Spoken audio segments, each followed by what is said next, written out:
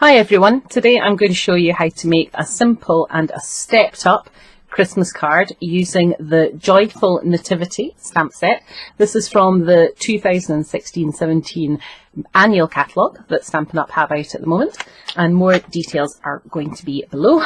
So this was the first one that I made, which is just a very simple layered card with a gold embossed angel in the middle, and then I thought, wouldn't it be fun to turn it into a spinner card? And then to make that stand up, give it an easel. So you can see that's got a narrow easel there. So I'm going to show you how you put that together. Start off with some very vanilla, and this piece is 2 3/4 inches by 4 1/4 inch. This size is to go with the crumb cake notelets that Stampin' Up sell. So I'm going to start off with some chocolate chip ink and my stamp. For a large stamp like this, you want to make sure you ink it up evenly and then just stamp that in the center of your card. And there we go. Lovely. I'm going to put that to one side. What I want to do next is stamp the angel that goes in the middle, and because I'm going to emboss it, it's useful to use your embossing buddy first. So your ink should be dry, so you don't need to worry about anything smudging.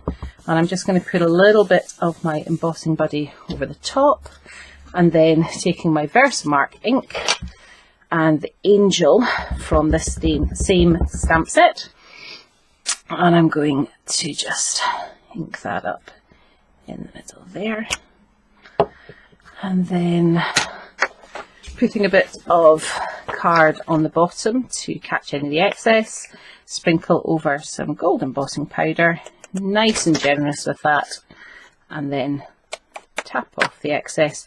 You can see there's no little splodges have stuck onto my card. Now here is a very important tip. Before you use your heat gun, put the lid back on your embossing powder. It would not be the first time that I have ended up blowing embossing powder all over the place. Okay, just with my heat gun then, going to shine this over and just watch it until it turns that beautiful molten gold. Perfect.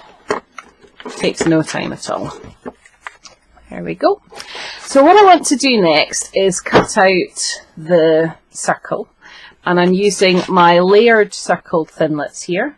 The one I'm going to start off with is the third smallest one, so it's the one from center, the second of that circle there, but I'm also going to take this one out because I'm going to need that in a minute. So that's just the next size down. Going to line up my sandwich on the Big Shot using the multi-purpose platform and the Thinlit thin die adapter, putting on a clear plate, then lining up my very vanilla and the larger of my two circles, which fits beautifully on there, and then another clear plate on the top. So I'm going to run this through my Big Shot.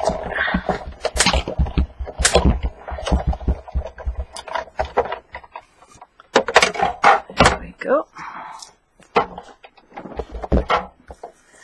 Now, to get the layered effect on this card, I'm going to now take my gold layer and placing my vanilla on the top, lining it up, and then just use a pencil to draw around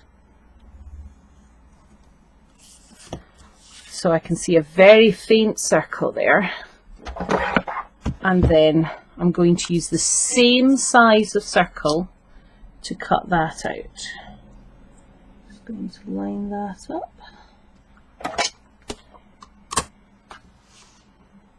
Again through my Big Shot.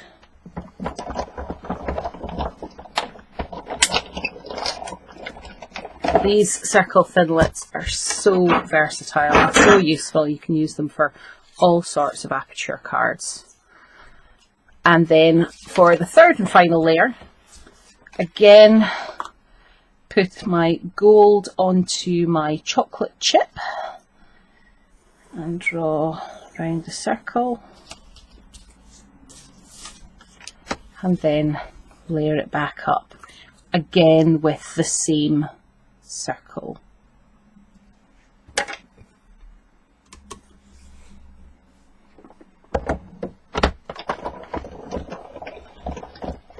You don't have to do all of these layers, but when I was trying this card out, it's what it worked best for me.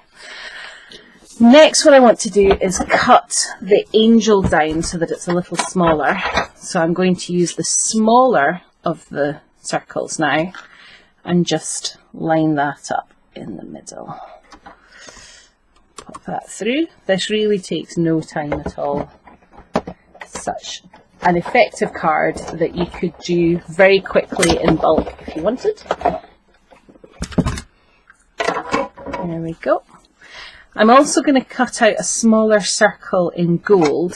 This is going to be the back of our spinner and will help cover up any of the lines and just hide the threads at the back. There we go. So now it's time to put it together. I'm going to start off with the joy layer, turning it over. This is where we're going to stick our spinner. And the easiest way to do this is to have the gold circle turned over. I'm going to use some of the gold metallic thread, which is quite thin. So I'm going to wrap it round my fingers 4 times. And then cut that off.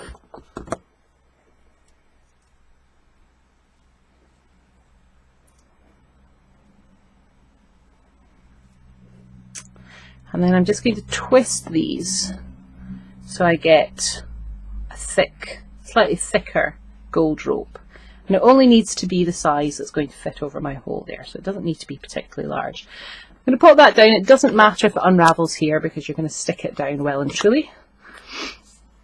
So I'm going to place it on my gold backing and with a bit of tear tape just stick that down in the centre. Now I'm going to put that over here, and again with my tear tape, I'm going to love this stuff because it's just so easy to tear.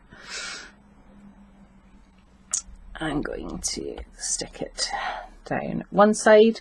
When you stick down the second side, you want to pull it quite tight so that it's nicely stretched across your circle. You want to have that quite tight. And then just hold it in place with your tear tape. Don't forget to trim off the ends. You don't want them to be seen when you layer it all together. And I'm going to use some Tombow. Actually, if I peel off my backings first, that will help.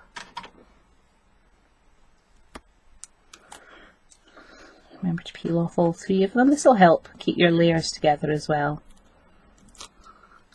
And then some of your multi-purpose glue in the centre, and then across your layer as well. And I'm going to stick my angel, making sure I've got this the right way up. Stick that down. And then when you line this up, you want to line up your circle here more than you're worried about your layers. And the way you can do that as well is just turn it over to check that that circle is completely lined up. Just stick that down. Check that your angel spins beautifully. And then again with more glue on the back. The multi-purpose glue is very forgiving, so when you put it down at first, you do have some room to manoeuvre and to slide it about if you want. to make sure you get that exactly how you want it.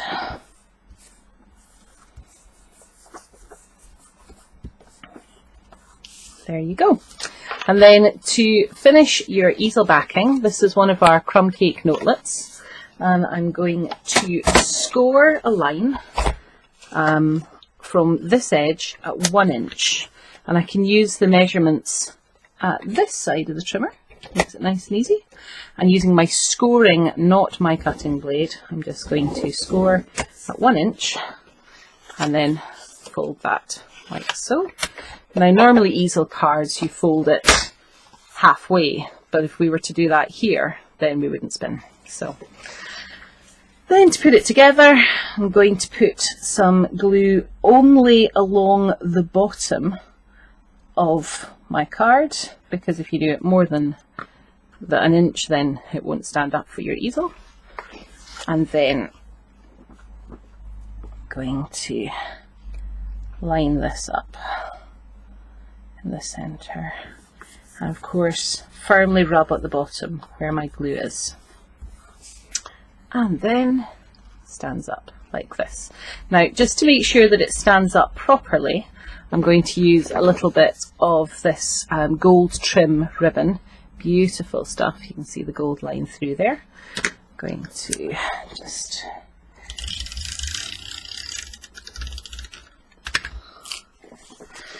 stick that along the bottom. Doesn't need to be particularly thick in order to hold the easel in place, just needs to have something with a little bit of a ridge. And then trim off my edges. And there you can see we have our easel card. It stands up beautifully. There you go. I hope you enjoyed today's project and happy crafting.